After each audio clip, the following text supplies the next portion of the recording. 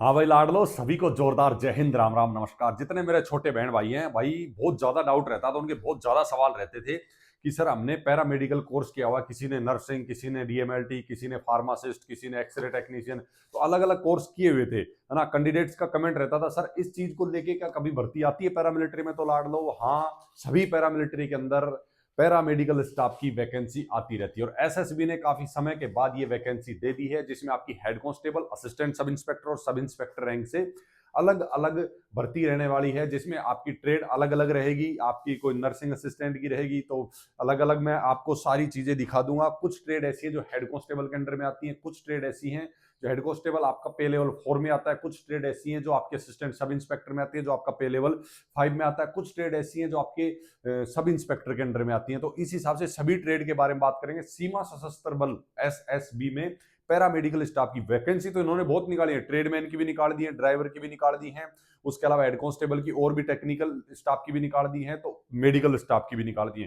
थोड़ी थोड़ी कम कम वैकेंसी है, बहुत ज्यादा तो नहीं, क्योंकि एसएसबी भी उतनी बड़ी जो है पैरामिलिट्री नहीं है कि बहुत ज्यादा वैकेंसी निकाली जाए। लेकिन जो कैंडिडेट एलिजिबिलिटी रखता है और क्षमता रखता है सिलेक्शन लेने की, तो भाई उसके लिए चाहे लड़का हो या लड़की हो, ऑल इंडिया से अप्लाई कर सकता है भाई। ये वीडियो अपना सिर्फ रहेगा मेडिकल वाले जो बालक हैं उनके लिए, ठीक है, जिनके पास में साइंस स्ट्रीम था और उन्होंने कुछ ना कुछ कोर्स या डिप्लोमा भी किया हुआ है, उनके लिए रहेगा। बाकी अदर जो कैंडिडेट है उनके लिए ट्रेडमैन हो, ड्राइवर हो या फिर जो है अलग टेक्निकल स्टाफ हो, तो सभी के लिए वैकेंसी निकली हुई है। आप जाके उन चीजों को देख सकते हैं, वहां पे अलग अलग मैंने वीडियो बनाए हुए हैं। और ऑफिशियल नोटिफिकेशन कहां मिलेंगे, सबके अलग अलग ऑफिशियल नोटिफिकेशन मैंने टेलीग्राम पे डाले हुए हैं। फोरम सबके सभी ट्रेड के 21 मार्च से फोरम ऑनलाइन स्टार्ट हो जाएंगे लाडलो, ठीक है। उसके बाद में देखो, इसके बारे में अपन बात कर लेते हैं। सबसे पहले अपन बात करेंगे सब इंस्पेक्टर, क्योंकि डायरेक्ट भर्ती की ये अभी जो निकली हुई है उनमें से सबसे अपर लेवल की पोस्ट है सब इंस्पेक्टर। तो सब इंस्पेक्टर के बारे में अगर अपन बात करें तो इसमें जो 3 ट्रेड से वैकेंसी आई हुई है, ठीक है, जिसमें एक तो आपका स्टाफ नर्स हो गया, ठीक है, और एक आपका पायोनियर हो गया और एक आपका कम्युनिकेशन हो गया, ठीक है। तो इनमें जो है आपके पास में डिग्री और डिप्लोमा, ठीक है, होना जरूरी है। उसके अलावा एजुकेशन क्वालिफिकेशन में आपको आगे दिखा भी दूंगा। लेकिन वैकेंसी की मैं सबसे पहले बता दूं तो बहुत ज्यादा वैकेंसी नहीं है, इसमें 10 वैकेंसी है, इसमें 21 वैकेंसी है और इसमें 20 वैकेंसी है। तो साथ साथ अपन सारा कवर करके चलेंगे। वैसे तो आप पुराने वीडियो देखेंगे तो उसमें टेक्निकल और ट्रेडमैन ड्राइवर के लिए मैंने ऑलरेडी बनाया हुआ है वीडियो, लेकिन यहाँ भी कुछ टॉपिक आपके जो है कवर हो जाएंगे, ठीक है। तो जैसे जिस हिसाब से रैंक रहेगी उसी हिसाब से ये एजुकेशन क्वालिफिकेशन भी मांगेंगे, तो सभी के लिए आपको डिग्री डिप्लोमा उस फील्ड से रिलेटेड आपके पास में होना चाहिए, ठीक है। उसके बाद में आ जाता है आपका, आगे डिटेल में बात करेंगे क्या क्या एजुकेशन क्वालिफिकेशन होनी चाहिए। 18 साल से 27 साल तक के कैंडिडेट अप्लाई कर सकते हैं। बाकी ओबीसी एससी एसटी को एज रिलैक्सेशन भी मिल जाता है, ठीक है। और सैलरी वगैरह के बारे में भी टोटल इस वीडियो में अपन कवर कर देने वाले हैं। पैरा मेडिकल जो स्टाफ है इसकी तो लगभग सारी ही इसको कवर कर देंगे लाडलो, ठीक है। तो ये जो है आपके सामने दिया हुआ है, ये आपका है असिस्टेंट सब इंस्पेक्टर और हेड कांस्टेबल को लेके, ठीक है।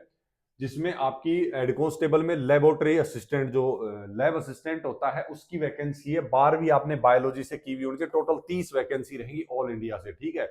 और आपके पास में लेबोरेटरी साइंस का जो है, किसी ने डीएमएलटी किया हुआ है, किसी ने पीजीडीएमएलटी किया हुआ है, तो आपके पास डिप्लोमा होना चाहिए, या फिर आपने नॉर्मल लैब टेक्नीशियन का, लैब असिस्टेंट का डिप्लोमा भी कर रखा है। जैसे मेरे कुछ एक्स सर्विसमैन साथी भी अप्लाई करेंगे इसके अंदर, तो उनको जो है उन्होंने जिनने कर रखा है, कुछ इसी से ट्रेड से रिटायर्ड हैं, तो वो अप्लाई कर सकते हैं, कोई दिक्कत नहीं है।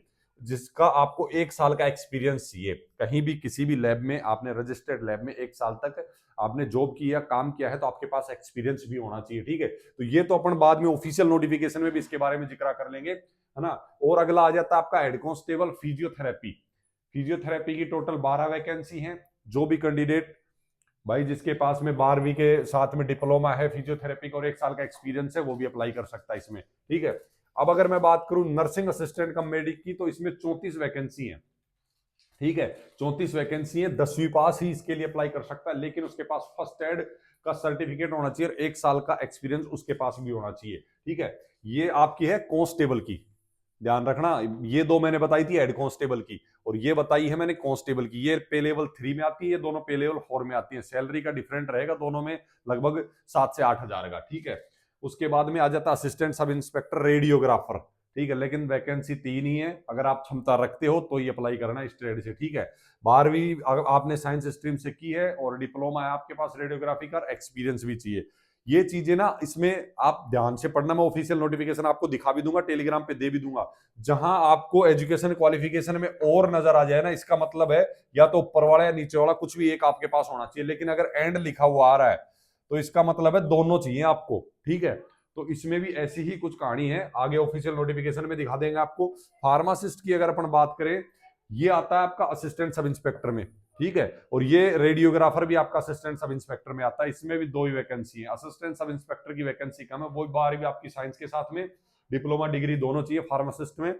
उसके बाद आ जाता है आपका assistant sub inspector operation theatre technician, OT technician जिसको बोलते हैं, ठीक है। उसका भी 12वीं में आपके पास वही ओटी टेक्नीशियन का डिप्लोमा चाहिए। फिर आपका आ जाता है डेंटल टेक्नीशियन। वैकेंसी इनमें कम है भाई, एक एक ही वैकेंसी है, तो उस हिसाब से आप अप्लाई करना। और वो इसमें भी आपके पास में 12वीं के साथ साथ एक्सपीरियंस चाहिए लाड़ लो, ठीक है। तो ये हो गई आपकी टोटल पैरामेडिकल की वैकेंसी, ठीक है। बहुत ज्यादा तो नहीं है, लेकिन हाँ वैकेंसी आई है काफी समय के बाद। तो आप अगर रखते हैं इतनी क्षमता कि हाँ भाई मैं सिलेक्शन ले सकता हूं, तो आप अप्लाई कर सकते हैं लाड़ लो, ठीक है। उसके बाद में देखो ऑफिशियल नोटिफिकेशन की बात कर लेते हैं अपन। तो ऑफिशियल नोटिफिकेशन इसके जो है तीनों के अलग अलग हैं। एक तो एसआई का, एक जो आपका एएसआई का, और एक आपका हेड कांस्टेबल का। तो तीनों का अलग अलग दिया हुआ है। तीनों मैंने और पुराने भी डाले हुए हैं, ड्राइवर का, ट्रेडमैन का, उसके अलावा आपका जो है हेड कांस्टेबल का, उसमें कुछ टेक्निकल पोस्ट वगैरह भी हैं। तो सबके मैंने डाले हुए हैं। और सभी का जो सिलेक्शन प्रोसेस है ना, वो क्या रहने वाला ये मैं क्लियर कर दूं आपका, कि पहले इसमें फिजिकल होगा, ठीक है। उसके बाद एग्जाम होगा। किसी किसी ट्रेड में एक एग्जाम है, किसी में 2 है। पुराने वीडियोज में भी मैंने ये चीजें कवर की हैं, ठीक है। पहले फिजिकल होने के बाद एग्जाम हो गया, एग्जाम के बाद में आपका ट्रेड टेस्ट हो गया, ट्रेड टेस्ट भी आपका होगा, फाइनल डॉक्यूमेंटेशन भी होंगे, फिर उसके बाद मेडिकल होगा, फिर फाइनल मेरिट आएगी, ठीक है। इस हिसाब से इसका सिलेक्शन प्रोसेस है। देखो लगभग सभी में 18 से 27 साल है। कुछ ट्रेड ऐसी हैं जिनमें ज्यादा भी एज का जो है क्राइटेरिया रखा गया है, ठीक है। तो वैकेंसी का मैंने क्लियर कर दिया, टोटल आप कर लेना। इसमें टोटल करके दिया हुआ है कौन कौन सी ट्रेड में, कैटेगरी वाइज भी दिया हुआ है कि कितनी कैटेगरी वाइज कौन कौन सी क्या वैकेंसी है। एक बार आप ऑफिशियल नोटिफिकेशन को पढ़ लेना। इसमें मोटी मोटी चीजें जो समझाने की जरूरत है वो मैं आपको बता देता हूं। देखो पे लेवल की बात कर लेते हैं, सैलरी का एक, देखो देशभक्ति के जोश जुनून के साथ में बंदा भर्ती भी होता है, लेकिन वहां एक अच्छा सैलरी पैकेज भी बंदे को मिलता है, ठीक है। तो यहाँ अगर अपना बात करें तो पे लेवल 4 में जो कैंडिडेट आएंगे, जैसे मैंने बताया आपके हेड कांस्टेबल जो है पे लेवल 4 में आते हैं, 25,500 स्टार्टिंग बेसिक पे है। और अगर इसी ट्रेड में आप लास्ट तक रहते हैं तो 81,100 तक बेसिक पे जाती है, लेकिन प्रमोशन के अकॉर्डिंग ये बढ़ भी जाती है, ठीक है।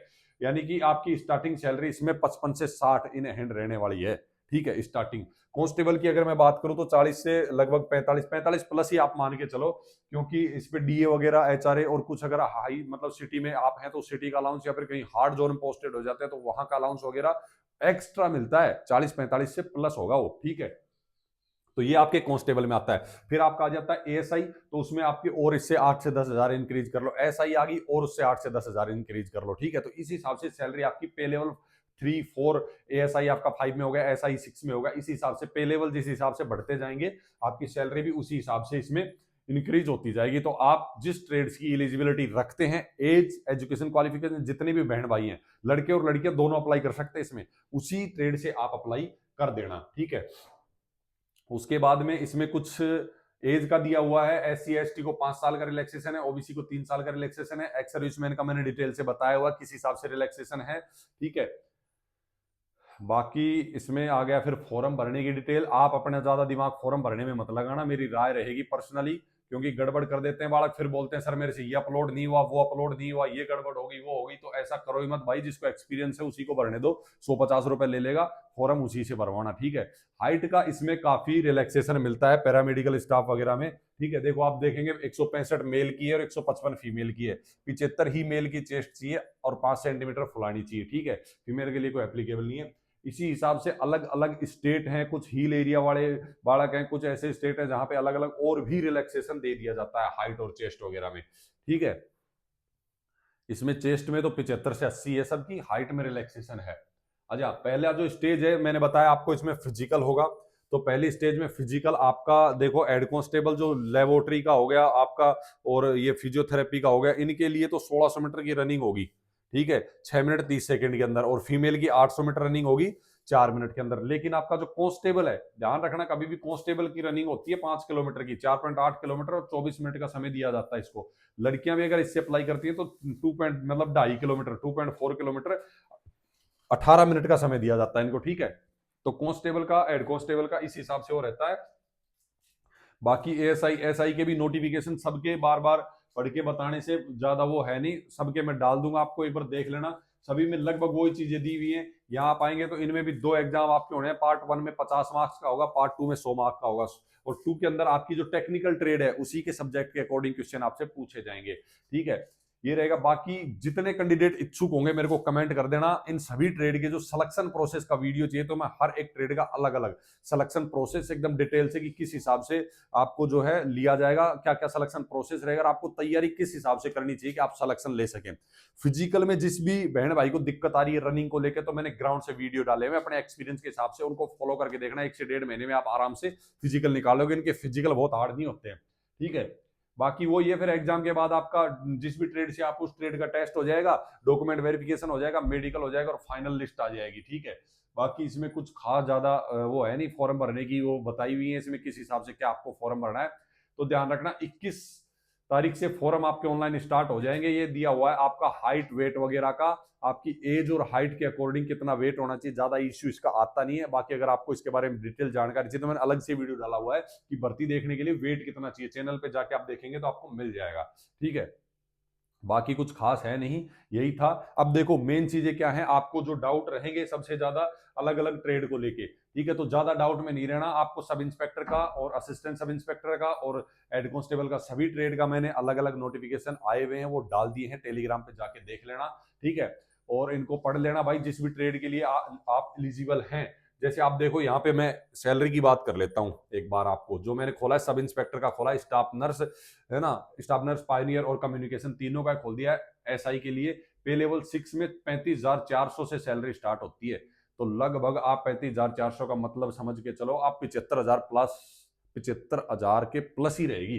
35,400 पे आपका डीए वगैरह काफी चीजें ऐड होने के बाद लगभग इतनी आपकी सैलरी रहने वाली स्टार्टिंग, ठीक है। तो ये हो गया लाडलो आपका सारी डिटेल। अगर आपको लग रहा है कुछ चीजें छूटी हैं तो अलग वीडियो में सारी चीजें कवर कर देंगे, और आप कमेंट करके बताना आपको किस डिटेल के बारे में क्या वीडियो चाहिए, आपको नेक्स्ट वीडियो में सब कुछ कवर करके दे देंगे लाडलो, ठीक है। इस वीडियो को रोकते हैं यहीं पे, फिर से जबरदस्त वीडियो जबरदस्त जानकारी के साथ, तब तक के लिए सभी को जोरदार जय हिंद, राम राम, नमस्कार।